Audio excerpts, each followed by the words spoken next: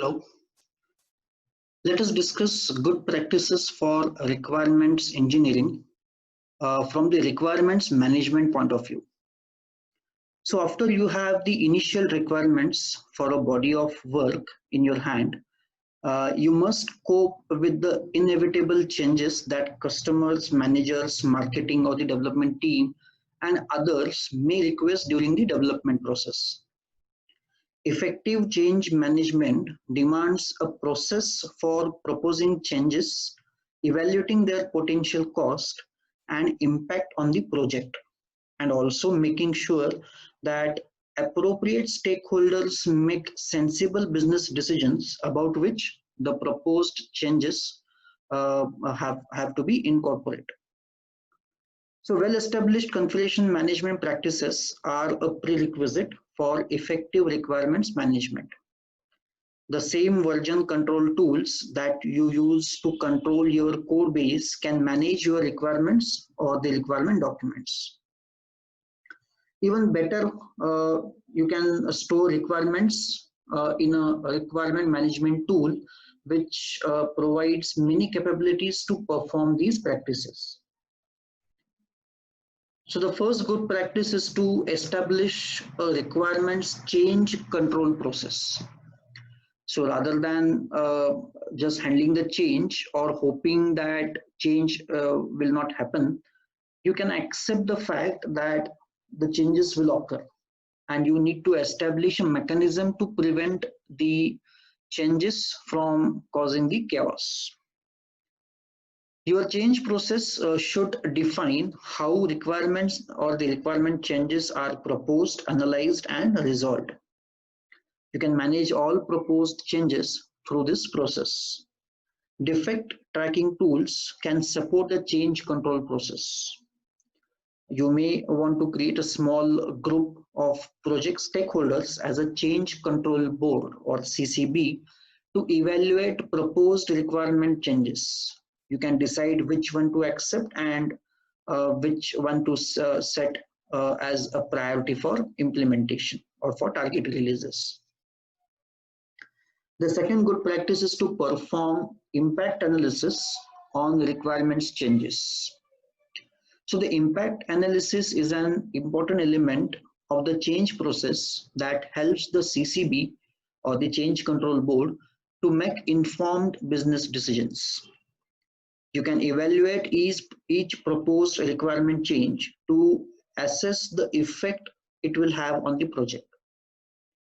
You can use the requirements traceability matrix to identify the other requirements, including design elements, source code, and the tests that you might need to modify. You also need to identify the tasks which are required to implement the change and estimate the efforts which are needed to perform those tasks. The next good practice is to establish baselines and the control versions of requirements or the requirement sets. A baseline defines a set of agreed upon requirements, typically for a specific release or an iteration. So after the requirements have been baselined, changes should be made only through the project's change control process. So give every version of the requirement specification a unique identifier to avoid confusion between drafts and baselines and between previous and current versions. The next good practice is to maintain a history of requirements changes. So retain a history of changes made to individual requirements. Sometimes you need to revert to an earlier version of a requirement or want to know how a requirement came to the current form. Now record the dates that requirements were changed and the changes that were made to the existing one, and who made that change and why. So you can mention all these things. A version control tool or the requirement management tool can help in these kind of tasks. The next good practice is to track the status of each requirement. So establish a repository which with a kind of a record for each discrete requirement of any type that affects the implementation. You can store key attributes about each requirement, including its status, such as proposed, approved, implemented, or verified. So you can monitor the number of requirements in each status category at any point of time.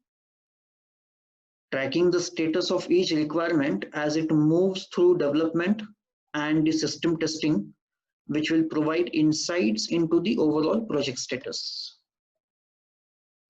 The next good practice is to track the requirements issues. So when busy people are working on a complex project, it's easy to lose sight of many of the issues that arise, including questions about the requirements that need resolution, gaps to eradicate, and issues arising from requirements reviews. Assign a single owner to each issue. Monitor the status of requirement issues to determine the overall state of the requirements. The next good practice is to maintain a requirement traceability matrix. It's often valuable and sometimes required to assemble a set of links that connect each functional requirement to the design and the code element that implement it and the tests that verify it. Such a requirements traceability matrix is helpful for confirming that all requirements are implemented and verified. It is also useful during maintenance when a requirement has to be modified. And the last best practice is to use a requirement management tool.